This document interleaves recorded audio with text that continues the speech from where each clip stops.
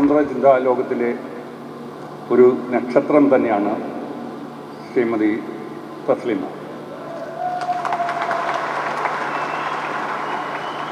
അവർക്ക് എൻ്റെ ഈ കൈകൾ കൊണ്ട്, അറ്റുപോയിട്ട് തുന്നിച്ചേർത്ത ഈ കൈകൾ കൊണ്ട് ഈ പ്രസൻസ് ഗ്ലോബലിൻ്റെ പുരസ്കാരം നൽകുന്നത് എന്നെ സംബന്ധിച്ചും എൻ്റെ കൈകൾക്കും അതുപോലെ തന്നെ മനസ്സിനും അത്യധികം എന്താണ് പറയേണ്ടത്, ആഹ്ലാദകരമായിട്ടുള്ള ഒരു സംഗതിയാണ്.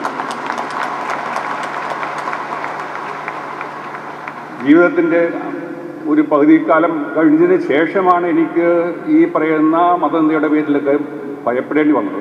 പക്ഷേ ജീവിതകാലം തുടങ്ങുന്ന സമയത്ത് തന്നെ, യുവതിയായിരിക്കുമ്പോൾ തന്നെ മതനിന്ദയുടെ പേരിൽ വേട്ടയാടപ്പെട്ട് ഇപ്പോഴും ഭയത്തിൻ്റെയും വിഹുലതയുടെയും കരിനിഴലിൽ കഴിയുന്ന അവർക്ക് എല്ലാവിധ നന്മകളും ഉണ്ടാവട്ടെ എന്ന് ആശംസിച്ചുകൊണ്ട്, ഈ അവാർഡ് നേടിയ അവരെ അഭിനന്ദിച്ചുകൊണ്ട് വീണ്ടും ലോകത്തിൻ്റെ വെളിച്ചമായിട്ട് തുടരാൻ ഇടവരട്ടെ എന്ന് ആശംസിച്ചുകൊണ്ട് നന്ദി.